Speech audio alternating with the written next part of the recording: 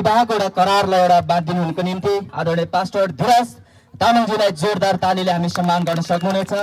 आजको विशेष समय उहाँले लिन सक्नुहुन्छ। धन्यवाद। हुन्छ, धन्यवाद हाम्रो सञ्चालकज्यूलाई।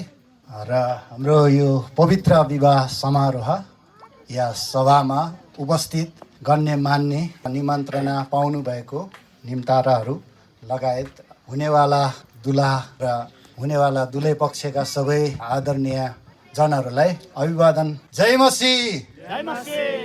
विशेष गरी हाम्रो पास्टरज्यूहरू हुनुहुन्छ, प्रभुको जनहरू, अनि उहाँहरूको लागि पनि धन्यवाद दिन चाहन्छु। अनि मलाई चाहिँ यो समय हाम्रो यहाँ स्थानीय पास्टर प्रताप मोक्तानज्यूले अनि हुन गइराखेको दुलाईको बुवा आफैले नै मलाई यो समयको लागि उहाँले भन्नुभयो। हामीले बल्ल बल्ल गरिकन हामी आइपुग्न सक्यौँ। प्रभुलाई धन्यवाद। यो करार सेवामा सबैले स्वागत छ। विशेष गरी पवित्र विवाहको सन्दर्भमा सबैभन्दा मुख्य कुरा विवाहलाई छिन्ने कुरा करारको सेवा नै हो। त्यसैले सबैजनालाई अनुमति माग्दै यो सेवालाई म अगाडि बढाउन चाहिराखेको छु। हामी जनता निमन्त्रण पाएको व्यक्तिहरू मात्रै होइन, तर हामी चाहिँ साक्षीहरू हौँ। आमेन। अनि अर्को कुरो चाहिँ हामीले बुझ्नुपर्ने कुरा, प्रार्थना गरिदिनको लागि हामी आएका हौँ।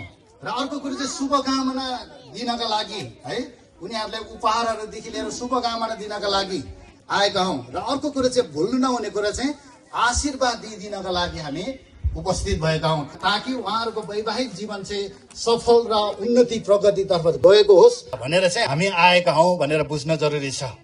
अब यो करार बाँधिदिनका लागि यसको योग्यता के त भन्ने लाग्छ फेरि है। सिनै मण्डलीको वरिष्ठ पास्टर बेलबहादुर घलेद्वारा सिनै मण्डलीमा नै मलाई पास्टर अभिषेक गरेर प्रमाणपत्र दिएको आधारमा पनि एउटा यो विवाह दिनका लागि योग्य ठान्दछु। र लगायत मैले विवाह एकजनासँग मात्रै गरेको र अहिलेसम्ममा 25 वर्ष भइसकेको, र हामी विवाह विच्छेद गरेको छैनौँ र अर्को मैले ल्याएको छैन, मेरो श्रीमती पनि अर्कोसँग गएको छैन। यसले पनि एउटा योग्यता प्रदान गर्छ। त्यसैले म विवाह दिनका लागि यहाँ उभिनलाई साहस मिलेको छ। हुन्छ, प्रभुलाई धन्यवाद। अब क्रिस्चियन विवाहलाई चाहिँ के भन्छ भनेदेखि चाहिँ आदरणीय हुनुपर्छ भनेर हामीले हिब्रू 13:4 देख्दछौँ। विवाह चाहिँ कस्तो हुनु पर्यो रे? आदरणीय हुनु पर्यो। त्यसैले त आदरणीय हुनकै लागि के हुनु पर्यो? साक्षीहरूको रूपमा हामी आएर बस्नु पर्यो। र आदरणीय हुनका लागि चाहिँ उहाँहरूले पनि ठिक तरिकाले विवाहमा सहभागी हुनु पर्यो। हुन लागेको वैवाहिक जीवनमा पनि ठिक तरिकाले आउनु पर्यो। त्यो सबै कुराहरू सोध्ने छ। तपाईँहरूले पनि हेरिराख्नुहोस्, फोटो खिचिराख्नुहोस्, भिडियो बनाइराख्नुहोस्। उहाँहरूले के भन्नुहुन्छ म कडाका साथ सोध्नेवाला छु। अब चाहिँ म यो बेलामा हुनेवाला दुलैको अभिभावक तर्फ जान चाहन्छु।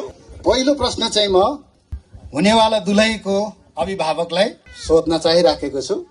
अब हुनेवाला दुलै तपाईँको के नाता पर्छ? हुनेवाला दुलै मेरो छोरी पर्छ। छोरी पर्छ होइन? मम्मीले पनि भन्दै हुनुहुन्छ कि अर्कैको छोरी हो? छोरी नै हुनुहुन्छ होइन? जिम्मेवारीका साथ तपाईँको छोरीको विवाह दिन इच्छुक हुनुहुन्छ? इच्छा छु। त्यसो भए तपाईँको छोरीलाई हुनेवाला दुल्हासँग जो हुनुहुन्छ उहाँसँग चाहिँ विवाह गरिदिनको लागि खुसी हुनुहुन्छ? खुसी छु। अब दुलै पक्षको हजुर मात्रै हुन्छ। हजुरको हुनेवाला दुल्हा अथवा मित्रलाल स्याङ्बो तपाईँको के चाहिनु पर्नुहुन्छ? छोरा हुनुहुन्छ। छोरा हुनुहुन्छ है। त्यसो भए के तपाईँ जिम्मेवारी साथ हुनेवाला दुलै जो अन्जु मोक्तान हुनुहुन्छ उहाँसँग बिहे गरिदिनको लागि तपाईँ इच्छुक हुनुहुन्छ? इच्छुक हुनुहुन्छ। हुन्छ, धन्यवाद। अनि यो नानीसँग विवाह गरिदिनको लागि चाहिँ तपाईँ खुसी पनि हुनुहुन्छ? खुसी छु। हुन्छ, धन्यवाद। बस्न सक्नुहुन्छ। उहाँहरूले पनि सहमति दिँदै हुनुहुन्छ। उहाँहरूलाई एकपल्ट ताली बजाएर धन्यवाद दिनेछौँ। अब ढिलो नगरिकन अब दुल्हा र दुलैलाई केही कडा शब्दहरू, यो केही आज्ञाहरू पनि हुनसक्छ। अबको सुरु हुन लागेको छ। हाम्रो क्रिस्चियन विवाह चाहिँ बुझिराख्नुपर्ने कुरा चाहिँ के छ भनेदेखि चाहिँ हाम्रो क्रिस्चियन विवाह भनेको चाहिँ एक पल्लो मात्रै हुनुपर्छ। कति पल्लो हुनुपर्छ रे? सबैले भन्नुहोस् त, क्रिस्चियन विवाह चाहिँ कति पल्लो हुनुपर्छ रे? कतिजनासँग एकजनासँग मात्रै। हामीले बुझ्नुपर्ने कुरो चाहिँ के छ भनेदेखि चाहिँ विवाह चाहिँ मेरो एकजनासँग मात्रै हुँदैछ, अब हुनु हुँदैन भन्ने मनमा लिनुपर्छ।